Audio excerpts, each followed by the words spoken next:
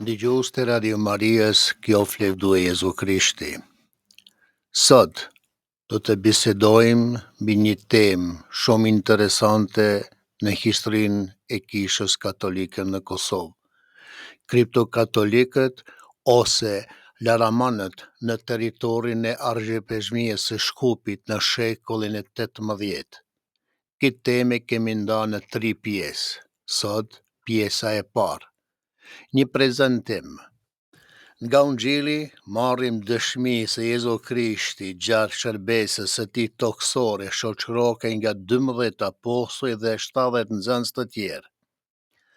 Dhjata e re na jep shumë dëshmi të gjalla e të vërteta në lidhje me udhëtimet e apostujve në Palestinë, ku takon njerëz të panjohur që më vonë në bën nxënës që falë ku fuqia së besimit të tyre në emër të Jezu Krishtit bën edhe shumë mrekulli. Shkrimet e shenjta na dëshmojnë gjithashtu edhe raste kur apostujt nuk i lejonin këtë ithar të ri të Krishtit që të kryen mrekulli në emër të tij, e pikërisht për shkak të kësaj Jezusi porositi duke u thënë: mos i ndaloni. Sepse s'ka njeri që të mund të bëj mrekulli në emrin tim e menjëherë pastaj të flas keq për mua. Kush nuk është kundër nesh, është me ne. Mirë po Jezusi pati edhe nxënës të fshehtë, më i njohur prej të cilëve ishte Jozefi nga Arimateja dhe Nikodemi që vinte dhe bisedonte me Jezusin gjatë orave të vona të mramjes. Një fillestar e besimit të krishterë, sidomos gjatë periudhës së përsekutimit të egën nga perëndorët romak, shumë të krishterë të devotshëm në të terrorizuar nga tortura dhe martirizimi, bën një lloj kompromisi mes besimit të tyre të ri dhe fesë shtetërore që në atë kohë ishte paganizmi, libellatici dhe turifikantes. Pavarësisht gjithë vështërsive, ata e konsideronin vetëm të krishterë dhe përpiqeshin që edhe jeta të jetonin si të krishterë. Pikërisht kjo gjë ka ndodhur edhe në historinë e Kishës së krishtere tek shqiptarët, sidomos pas vdekjes së Skënderbeut, kur e gjithë Shqipëria ra nën sundimin e plot Osman. Në përindeksat e arkivave të kongregatës për përhapjen e fesë në Rom u përballa me një emërtim interesant, okulti kristiani, kriptokatolici, që do të thotë të krishterë të fshehtë dhe katolikët të fshehtë ose sipas gjuhës së popullit laramana. Ndërsa të krishterët ortodoks ishin qytetarë të Perëndorisë Osmane dhe kishin krerat e tyre në më të lartë kishtare brenda territorit të Perëndorisë, me saktësisht në Okër, në Pej, në Stamboll e kështu me radhë, udhëheqësit e lartë të katolikëve që ishin nën shtetes Osman jetonin jashtë territorit të tyre, pra jetonin në Rom. Shumë shpesh, papa që ishte krye kishës katolike bën edhe organizator kryesor i lutrave anti-osmane me synim çlirimin e territoreve të krishterë që ishin të pushtuara. Kjo ishte edhe arsyeja se përse besimtarët katolik ishin tepër të ekspozuar ndaj persekutimeve dhe gjobave, duke u konsideruar qytetarë të dorës së dytë. Priftrinjat e Argjëpeshmit katolik burgoseshin tek akuzuar si shpion të papës dhe të sundimtarëve të krishterë perëndimor. Të gjendur në represionin të vazhdueshëm, klerikët katolik detyroheshin që të përfitonin mbrojtjen e ndonjë pashaj Osman duke përdorur dënime e dhuratave apo sigurimin e ndonjë fermani nga Zotëria e Madh apo Turku i Madh, si quheshin në atë kohë sultanët Osman. Pavarësisht gjithë këtyre mbi komunitetin katolik gjithmonë ushtrohej një presion i pandërprer. Kjo ishte edhe arsyeja se përse disa katolik shqiptar e braktisën veshjen e tyre tradicionale shqiptare dhe të krishterë dhe filluan që të vikeshin si musliman, manje arritën deri aty sa morën mbi vete emra muslimane me të cilë prezentokeshin në publik. Për të shmangër taksa dhe persekutimet e egra, disa familje katolike veçanin një prej familjeve të tyre të cilë bënin synet dhe qonin për edukim të hoxha që mëson të besimin islam, ndërkohë që kishte shumë familje të tjera që publikisht deklaroheshin si muslimon, edhe pse në fshehsi praktikonin edhe besimin e tyre katolik. Për shkak të kësaj mbi vendosje të dy besimeve të krishterë që rezistuan filluan që t'i quanin të krishterë të tjerë që nisën përshtatjen si Laraman, një term fys përmes të cilit ata tregonin se ishin bashkëvëllezër të tyre më pak të durueshëm si Lara, sa i takonte mënyre se si ata i qaseshin tashmë religionin më qëllim mbi jetesën e tyre. Laramanizmi si fenomen apo si dukuri mund të shohim kudo ku kanë jetuar shqiptarët e krishterë katolik. Kongregacioni për përhapjen e fesë në Rom u njoftua disa herë prej vitit 1634 dhe në vitin 1641 sa u takonte dyshimeve që kishin priftrinë kur bënte fjala që të përcaktonin nëse dikush ishte jo besimtar apo një besimtar i fshekur, çka ndodhte shpesh në troje shqiptare. Kishte lidhur nevoja që të merrte një përgjigje të qartë dilemave nëse ishte fjala për turq, shqiptar të islamizuar apostat të besimit të krishterë apo të krishterë të fshehër.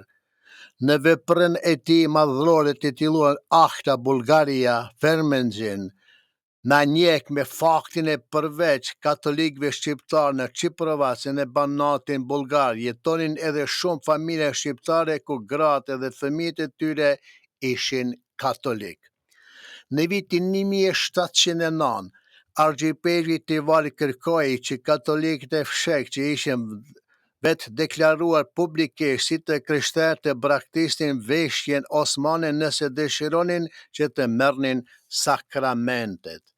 Në vitin 1722, argjipezhi Durrësit njoftonte Romën se në një pjesë të argjipezhnisë jetonin njerëz që kishin marrë emra turq, por që shpirtërisht konsideroheshin si katolik. Për shkak të fenomeneve të kësaj natyre në vitin 1730 nga Roma, u lëshua udhëzimi të reja për zyrtarët i peshqit dhe misionarët që shërbenin në Shqipëri, në Maqedoni dhe në Kosovë, udhëzimi që ata do t'i përdornin për të trajtuar rastet të tyre shpirtërore që ishin të krishterë apo që publikisht faqeshin si musliman. Aty rreth vitit 1734 u morën në shqyrtim edhe shumë gabime të vërejtura ndër të krishterë katolik të Maqedonisë. Në vitin 1754 para gjykimit Shkupit doli një udhërues sipas të cilit ata besimtarë të Kosovës që publikisht nuk deklaroheshin si katolik nuk mundet të merrnin sakramentet. Mirë po, të gjendur përballë rasteve konkrete të praktikës së përditshme si misionarët ashtu edhe argjipezhvit nuk u përballoheshin gjithmonë udhërimeve të tilla. Pikërisht për këtë arsye, në vitin 1763 argjipezhvit të Shkupit u dorëzua një udhëzim përmes të cilit i kërkohej të përjashtonin katolikët e fshehtë nga ndarja e sakramenteve, një lloj siç veprohej edhe për ortodoksët. Nuk kemi për qëllim që të ngrejmë debate në lidhje me problemin e mprehtë me të cilin po përballej në këto koha argjipezhnia e Shkupit, që ishin katolikët e fshehtë dhe fenomenin e islamizimit të katolikëve. Përkundrazi, Kemi dëshirë që të thjesht të tregojmë përmes faktesh të bazuara në dokumente autentike që kemi në dispozicion se si u trajtoi këto probleme kjo argjipeshmi në shekullin e 18. Relacionet e Pjetër Karagiqit. Interesant është fakti se argjipeshkvi Karagiq nuk e përmend fare problemin e Ramanave në relacionin e tij të vitit 1706, ndërsa në relacionin e vitit 1707, ndërsa informonte për famuljen e Prizrenit, ai dokumentonte se në atë qytet si dhe në 10 fshatra rrotull ti gjendeshin 900 të krishterë katolik, ku do me thonë është fakti se më shumë dominonin femrat. Relacioni i vitit 1710 i dërguar nga argjipeshji Karagiqi na njeh me faktin se në Prizren dhe në tërë fshatrat rrotull jeton rreth 500 krishterë katolik, kryesisht femra, pasi mashkujt për shkak të taksave shumë të rënda që duket të paguanin, tashmë ishin konvertuar në musliman. Në relacionin e vitit 1713, duke folur për famuljen e Prizrenit, argjipeshji na jep me faktin se në atë qytet dhe në 10 fshatra rrotull jetonin 400 krishterë katolik, kryesisht femra, pasi siç e tham edhe më sipër, për të njëjtën arsye mashkujt ishin konvertuar në musliman.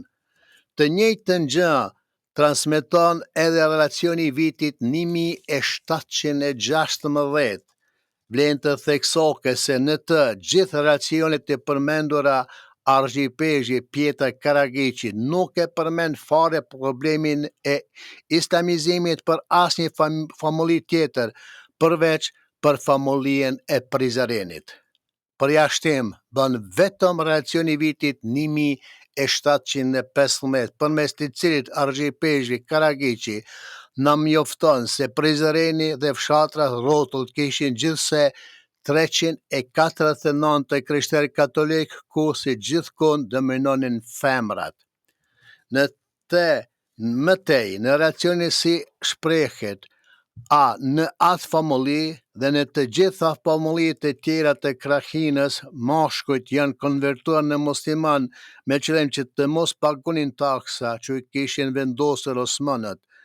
Disa të tjerë ishin konvertuar për shkak të varfërisë së madhe dhe pjesa tjetër ishte konvertuar sepse nuk e duronte dot për buzjen kur thirrshin me fjalë fyse raja. Ndërsa në lidhje me plavën dhe rrugovën, argjipeshji Karagiqi informonte se para largimit të franciskanëve të vitit 1515, në ato vendbanime jetonin më shumë se 500 krishterë katolik, të cilët tashmë vizitoheshin së paku një herë në vit nga dom Ndue Braçani, kurse franciskanët ishin më të përkushtuar dhe vizitonin fshehtazi me qëllim që ata të rezistonin e të mos konvertoheshin në musliman. Ndërsa në relacionin e vitit 1722, argjipeshkvi Karagiqi, ndërsa fliste për gjendjen në Prizren, tregon: Këtë pak besimtar të krishterë që kanë mbetur në Prizren janë katolik të vërtet, ndërsa në fshatrat rrotull ka vetëm besimtar të krishtera, pasi mashkujt janë konvertuar në musliman me qëllim që ose të shpëtonin taksave të rënda, ose të mos zyteshin me tej në varfëri, ose të mos përbuzeshin me fjalë e sjellje fyse. Nga relacioni i vitit 1725, mësojmë se në famuljen e Prizrenit gjendja nuk ishte as pak e qetë, pasi shumë herë osmanët kishin kryer rapresalje në përkisha duke kërkuar besimtarëve të krishterë që të largoheshin prej andej, dhe këta të fundit duke mos pasur guxim që të kundërshtoheshin, pasi kishin frikë se do të vriteshin, një thjesht largoheshin. Nga anaksi i këtij racioni mësojmë se konvertimi në islamizëm nga famulja në famulje ka përfshirë disa fshatra që përkisnin këtij territori.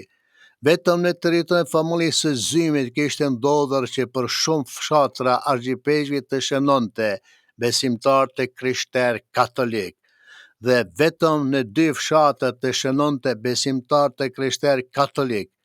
Interesant është fakti se për territorin e famuljes së Prizrenit, argjipeshja raportonte për 16 fshatra të besimtarëve të krishterë dhe për 4 fshatra shkruante besimtarë të krishterë. Për territorin e famuljes së Pezë, argjipeshja raportonte për vetëm 49 fshatra për të cilët shkruan besimtarë të krishterë. Për territorin e famuljes së Gjakovës, për 20 fshatra argjipeshja ka shënuar vetëm besimtarë të krishterë. Për territorin e famuljes së Janjevës ka shënuar 3 fshatra të besimtarëve të krishterë, ndërsa për 6 fshatra të tjera ka shënuar vetëm besimtarë të krishterë. Relacioni i Mikel Sumës. Në relacionin e vitit 1729, argjipeshëve Mikel Suma shkruante për laramanët dhe për martirët e tyre duke kërkuar autorizimin që ai të mund të pajiste me leje martësore. Ndërsa në të gjithë relacionet e mëvonshme, argjipeshëvi Suma nuk flet më as për islamizimin e as për laramanët. Dhe kështu arrim të relacionet e John Nicol Kazazi. Ndërsa John Nicol Kazazi, duke informuar papën Benediktin e 14 sa i takonte çështje se kush ishin besimtar katolik, jep gjithashtu disa informacione edhe mbi laramanët, këta besimtar të fshehtë që jetonin në argjipeshëvnin e tij. Kategoria e dytë e besimtarëve të krishterë në argjipeshëvinë e Shkupit ishin laramanët, pra katolik të fshehtë, që për shkak se nuk dëshironin apo nuk kishin mundësi për të paguar taksa të rënda, si dhe gjobat, apo për të shkak se nuk doronin dot poshtrime, fyrje dhe keq trajtimet nga osmanët publikisht faqeshin si musliman, po se brendshmi kishin mbretër të krishterë katolik dhe nuk kishin dëshirë që të largoheshin nga besimi i tyre. E vërteta është se laramanët ishin besimtarë me të rënduar në këtë asaj koke për shkak se dukej që të ruanin besimin e tyre të krishterë në brendin shpirtërore të tyre dhe të mos e tregonin këtë publikisht askund e për askënd, me përjashtim të priftërinjve të cilët u rrëfenin edhe gjendjen e tyre. Të tillë besimtar të fshehtë kishin me mira që jetonin të shpërndarë në të gjithë argjipeshëvnin e Shkupit. Çka është interesante lidhet me faktin se gratë e besimtarëve të tilla kishin mbetur të krishtera, gjë që deklaronin edhe publikisht si me fjalë ashtu edhe me vepra. Vajzat nga familjet laramane të cilat martokeshin dhe kurorëzokeshin me laramana, së brendshmi ndiheshin të krishtera, por edhe ato publikisht faqeshin si muslimane. Gjendja me laramanat ishte torturuese, ata jetonin me saksisht kështu. Publikisht që të gjithë mbanin emra Osman. Ushqekeshin si pas traditave osmane, mandje edhe në ditët e festave muslimane që kisha e ndalonte, shkonin në xhami, dhe një pjesë e madhe tyre kryenin edhe rritjet e synetit, me qëllim që të mos identifikoheshin si të krishterë. Sa herë që pyeteshin nga organet shtetërore, ata gjithmonë deklaroheshin si qytetar osman, musliman, dhe kur ndronin jetë, varroseshin në varrezat muslimane dhe sipas ritualeve islame. E gjithë kjo ishte jeta e tyre në sytë e publikut, ndërkohë në shtëpijet e tyre të fshehtë të plot, ata praktikonin besimin të krishterë, pagzonin fëmijët, rrëfeheshin, merrnin krezmimin, kremtonin ditët e shenjta të krishterë, siç edhe Pashka, siç ishte Pashka, Krishtlindje e kështu me radhë. Luteshin, banin mesh për të shpirtrat e të ndjerve, e rrisnin fëmijët e tyre në frymën e besimit të krishterë. Pra, ata ishin më shumë birreligioz ose ljaramana, çka e komplikonte së tepërmi jetën e tyre. Argjipevi ishte mendimi se një veprim i tillë i ramonave nuk ishte as pak korrekt, dhe se ata, me qëllim që të merrnin sakramentet e lejuara, duke që të pranonin publikisht se ishin besimtar të krishterë dhe jo musliman. Argjipeshvi ishin bërë të njohur diskutimet e konventeve krahinor mbi këtë temë, si dhe deklaratat sipas të cilave ljaramënat nuk ishin të gatshëm që të merrnin sakramentet. U diskutua gjithashtu edhe faktes edhe pyetjet e shumta të peshqve të priftimit dhe të shenjtë, si edhe të franciskanëve për lënë me njenën as sugjerimet e misionarëve vendas dhe atyre që kishin ardhur nga Italia. Kongregata kishte lëshuar një numër të pakufizuar përgjigjëse dhe udhëzimesh me natyrë përgjithësuese dhe të papërcaktuara, prej të cilave ishte e vështirë të merrej një përgjigje pozitive apo negative e qartë, pasi udhëzimet në tërësinë e tyre nuk ishin të prera dhe bashkë me kuptimin kishte edhe nën kuptime, çka e bënte të vështirë zbatimin e tyre në praktik. Argjipeshvi Kazazi nuk po e kërkonte vendim të reja, as përgjigje spekulative apo zgjidhje hipotetike. Ai thjesht dëshironte që ta informonte papën se cila ishte praktika e përdorur në lidhje me këtë çështje, jo vetëm në Shkup, por kudo në përgjith i peshqvit e Shqipërisë, si për shembull në Shkodër, në Sap, në Durrës, në Polt e kështu me radhë. Cilado të ishte udhëzimet, vendimet apo direktivat spekulative, i peshqvi thjesht dëshironte që të informonte se çfarë ishte duke praktikuar për momentin, sepse ljaramënët vërtet pagzoheshin, rrëfeheshin, kungoheshin, krezmoheshin, lidhin martesa, banin mesht për shpirtrat e të njerëve të tyre, si dhe i merrnin të gjitha sakramentet bashkë me gjithë ndihma shpirtërore, njëlloj si të gjithë të krishterë të tjerë, por ata nuk deklaroheshin publikisht si të krishterë. Kjo ndodhte gjithashtu në të gjithë famullitë, dhe sipas kësaj punonin edhe famullitarët misionarët e rregullt si dhe i peshqvit. Me aq sa dinte Argjipeshvi, asnjë nga këta nuk kishte larguar askënd nga jeta sakramentale.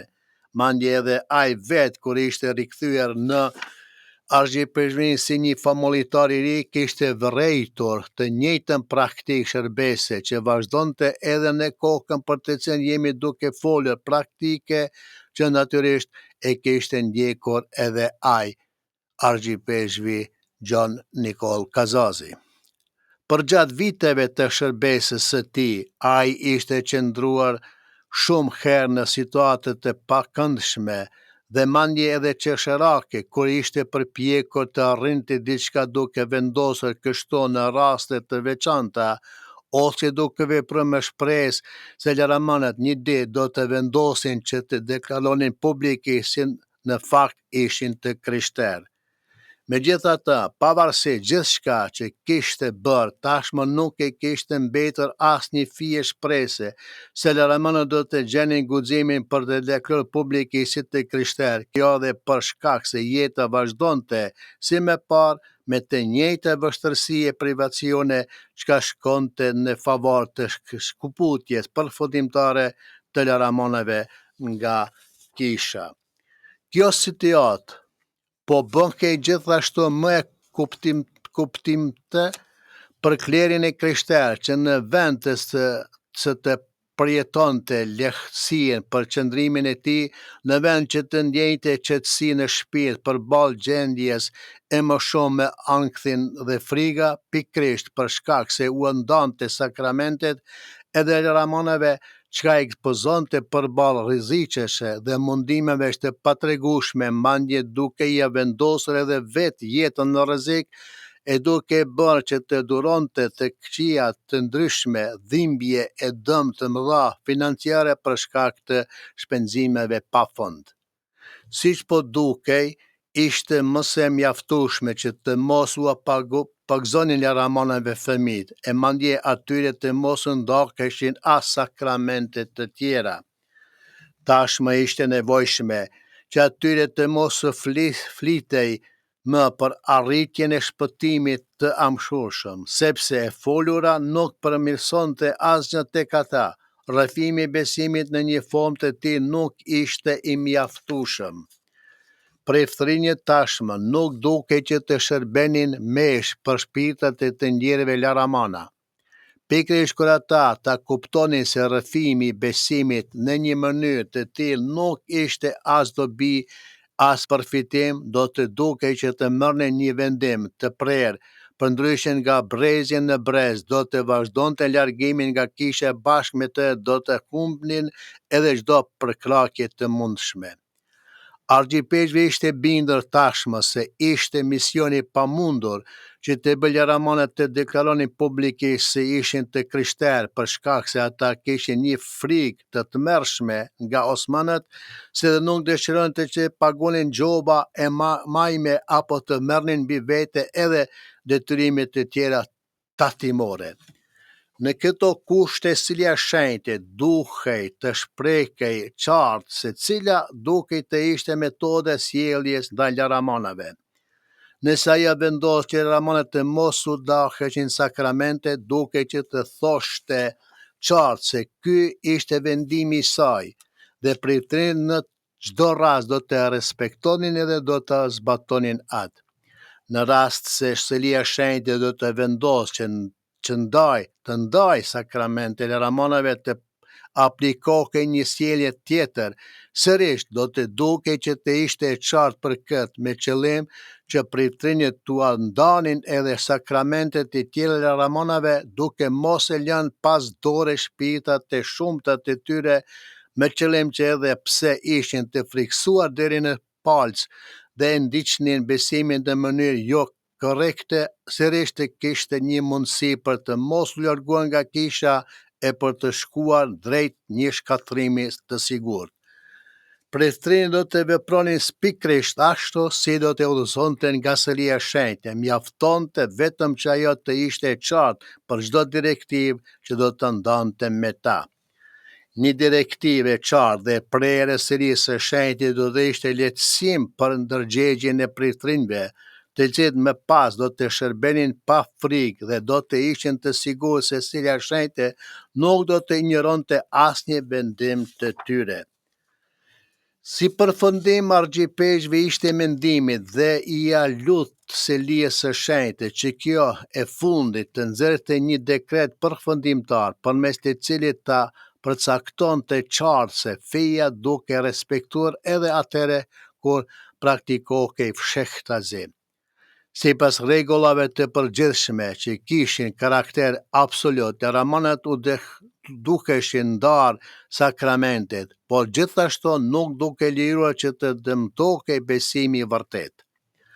Në këtë kontekst argjipeshvi shprehej kështu: në thjesht me vetën po mjafton se në këtë anë, me këtë popull dhe në këtë rrethana situata është hik et nunc, pra gjithçka funksionon sipas logjikës sot për sot, tani dhe këtu, çka bën që të mos hidhet asnjë kap drejt ndryshimit të gjendjes dhe që shumë shpirtra do të mbesin pa shpresë që të shkojnë drejt humbjes.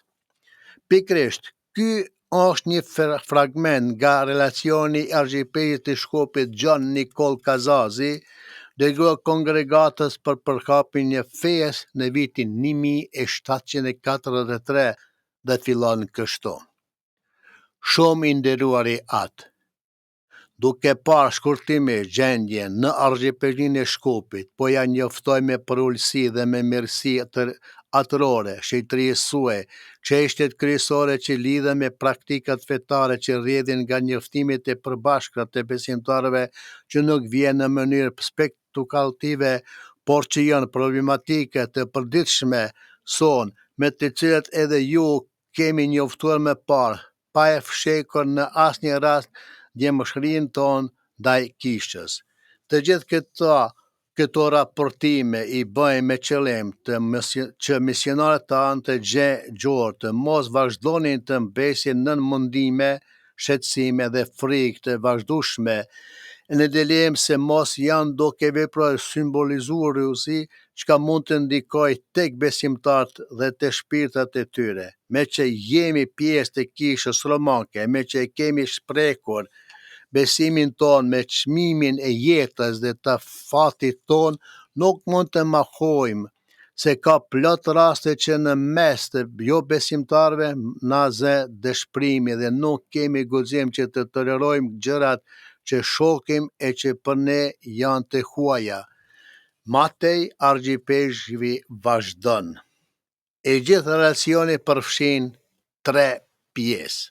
Pjesa parë, në mënyrë transparente dëshmon gjendjen e sotme të përditshmërisë në përpjekjet tona për të përhapur besimin. Në pjesën e dytë jepen raste të ndryshme që kanë qenë edhe të vazhdojnë që të jenë të lejuara në rast të shkëlqësia juaj vendos kështu. Një çështje më rëndësi lidhet me gjendjen e mirë dhe as pak shpresdhënëse të besimtarëve të krishterë të Shkupit, të cilët ndodhen në 2 kategori. Në kategorinë e parë klasifikohen ata besimtarë që paguajnë taksa dhe përballojnë mundimet e sakrificat fal dashurisë për sërinë e shenjtë, e po ashtu paguajnë edhe gjobat, keqtrajtimet dhe vrasjet. Këta shpeshherë përballen edhe me vdekjen, manje duke humbur çdo gjë, e këta janë të gjithë ne që përjetojmë në qytetet e po përpiqemi që të përhapim besimin e shenjtë, duke mos u kërcyer para asnjë mundimi. Pasi bën një hyrje kaq prekse, Argjipeshvi e vazhdon racionin duke njoftuar papën përmes kongregatës për laramanët, me qëllim që ta binë shtëlinë e shenjtë si dhe kongregatën për qëndrimin e qartë që ajo duke të përcjell tek përftrinjet, sidomos kur bën fjalë për ndarjen e sakramenteve, si ai referen disa shembuj konkrete nga përditshmëria e saj koke e besimtarëve të krishterë. Të gjithë rastet që referonte i theksonte me qëllim që të kuptohej me lek gjendja argjepërisë së Shkupit në shekullin e 18. Argjipeshvi gjithashtu shkruante edhe për 2 raste kur personave të caktuar nuk kishte mundur që të ndante sakramentet. Një prej tyre rasteve lidhe me një besimtar nga Kratova që të quajtur Nikol, i cili për të mos ju jam nështruar trajtimeve të osmanëve dhe sulmet e tyre kishte marrë një emër janiçar musliman. Mandje ai kishte pranuar edhe rritin e synetit, së bashku me besimin musliman në mënyrë publike. Me muslimanët e tjerë kishte shkuar në xhami, por për të kryer edhe rritet fetare muslimane, edhe kur të ndronte jetë do të varrohej sipas rriteve islame, ndërkohë që në shtëpinë e tij përpiqej që të ruante besimin krishter bashkë me anëtarët e tjerë të familjes që kishte në të shumtë. E njëjta gjë kishte ndodhur edhe me 3 familje të tjera të krishterë të cilat nuk donin që të pagunin taksa dhe që për shkak të egërsirës së shpahiut që po i kërcënonte se do t'i largonte nga pronat e tyre pikërisht sepse ishin të krishterë, përse 5 vite më parë pranuan që të kalonin në islamizim. Argjipeshvi gjithashtu pohon se laramanët vazhdimisht luteshin përgjigjeshin që të lejohej marrja sakramenteve. A gjithashtu pohonte se nuk e kishte lejuar diçka të tillë që të ndodhte, mirë po kishte rastësuar që një preve tjetër, në padije dhe pa pasur asnjë udhëzim të saktë, kishte lejuar që edhe laramonët të merrnin sakramentet. Problemi i laramonave ishte se i mbreht aq edhe i vështirë për të zgjidhur, për shkak se ata ditë pas dite po humbeshin shpresat se mundet të qëndronin si besimtar të krishterë, e kështu do të përfundonin me turp e më shpirt të besimit islam, duke larguar përfundimisht prej krishtrimit nga brezja në brez për të mos u rikthyer më kurrë në xhirin e kishës. Me qëllim që kjo të mos ndodhte dhe që ata të mos shkonin përfundimisht në humbje, argjipegji kërkonte që të nxirrte ndonjë vendim pozitiv mbështetës i qartë dhe plotësisht i zbatueshëm, me qëllim që edhe pritërit të dinin se si të vepronin duke u ndarë sakramente edhe laramoneve shoqëruar me ndonjë dëshmi të lehtë fetare. Argjipegji shkruante se e kishte plotësisht të qartë se mund të përballej me mosmarrveshje apo edhe me tallje, ku të dëgjokej se fliste për gjërat e tilla, po ai theksonte se ishte detyra që të shprehej të gjitha këto shqetësime, sepse nuk dëshironte që të vepronte si një i verb në arsye që vepron pa pasur asnjë komunikim me selien e shenjtë. Ndërsa shkruante për gjithë këto rrethana sfiduese dhe për këto situata që të praktike ishin të vështira për të zgjedhur, ai jepte edhe disa shembe konkrete me qëllim që të tabloja të ishte sa më e qartë dhe kështu të mendohej edhe për ndonjë mënyrë se si të lehtësoheshin misionarët që përballoheshin çdo ditë e më shumë me laramonat dhe problematikat e tyre, duke ekspozuar ndaj vështërsive të shumta, si dhe ndaj vështërsive e cila ishte për ata si një konstante e përhershme. Argjipegji gjithashtu dëshironte të sqaronte se në vende të ndryshme edhe muslimanët e njohur e të pushtetueshëm ishin informuar të cilat ishin besimtarë laramon. Pikërisht këtyre muslimanëve laraman u njeheshin edhe emrat e tyre të krishterë, përmes të cilëve u shërbekej e u ndaloheshin sakramentet fshehtazi.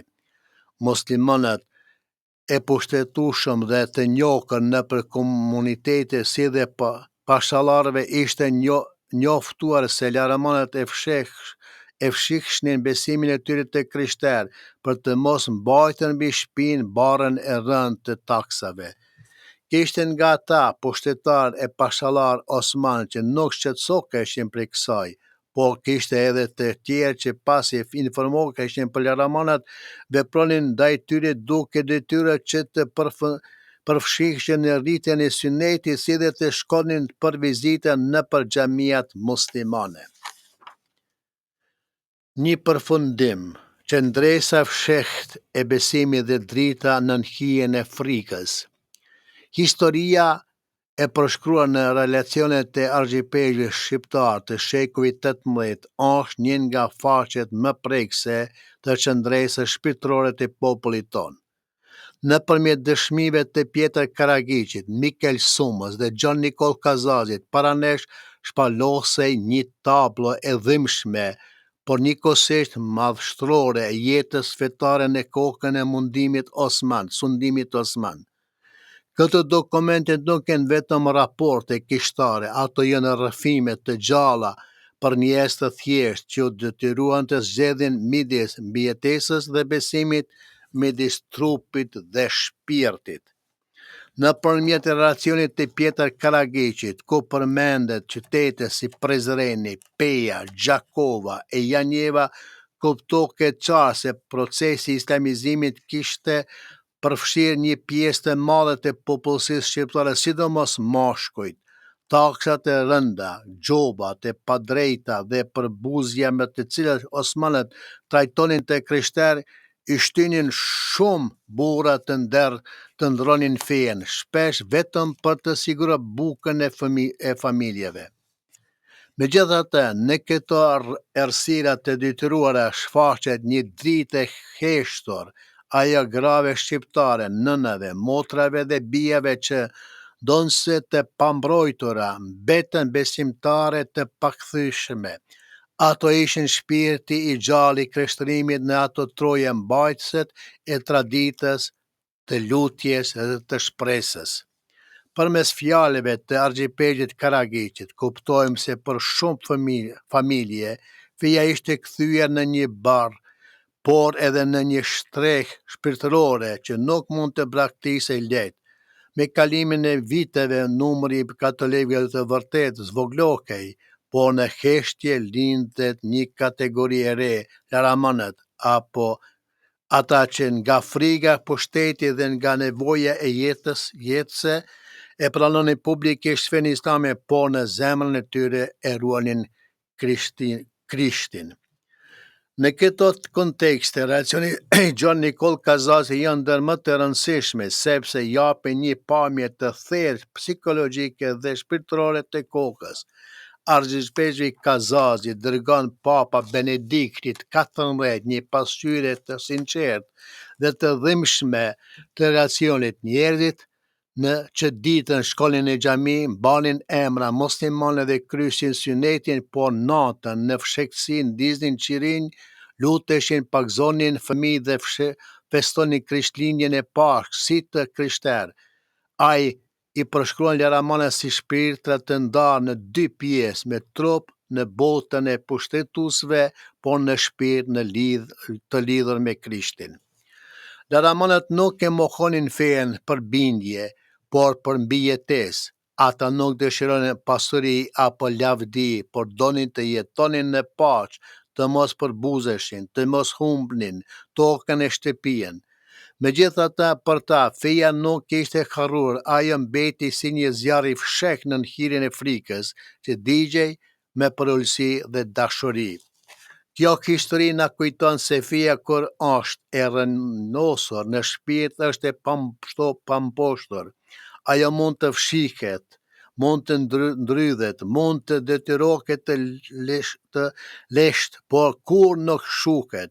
Populli ynë edhe në vitet më të errta arriti ta ruajte identitetin e vet shpirtëror fal njerëzve të tillë të heshtur, grave, të forta, pritshërime të përkushtuar dhe besimtarëve të thjeshtë që me fshehtësi banin gjatë dritën e shpresës. Në përfundim, mund të thuhet se relacionet të Karagjicit, Sumës dhe Kazazit janë një testament shpirtëror i shpirtrave të asaj kohe. Ato na mësojnë se besimi nuk është vetëm dogm apo ritual, por që ndresa dashuri dhe besnikëri. Këtë argjipegj me zemër të lënduar, por me shpirt të fortë, ngritën zërin e tyre jo për lavdi, por për drejtësi, për të mbrojtur shpirtin e popullit të tyre. Kjo temë na fton të reflektojmë mbi vlerën e lirisë, të fesë dhe të identitetit ton. Ajo është një kujtesë e gjallë se edhe kur drita fshihet në hijen e frikës, ajo nuk shuhet kurrë, sepse në çdo kohë gjithmonë ka pasur të ketë njerëz që të mbajnë gjallë me përullësi e dashuri, siç e mbajtën laramonët në zemrën e tyre, duke dëshmuar me jetën e tyre se besimi i vërtet nuk vdes kurrë. Pjesën e dytë e vazhdojmë muajin e ardhshëm dhe pjesën e tretë e mbarojmë në pas 3 muajsh. Dëgjues të Radio Marias, ju përshëndesim me fjalë, qoftë lëvdue Jezu Krishti.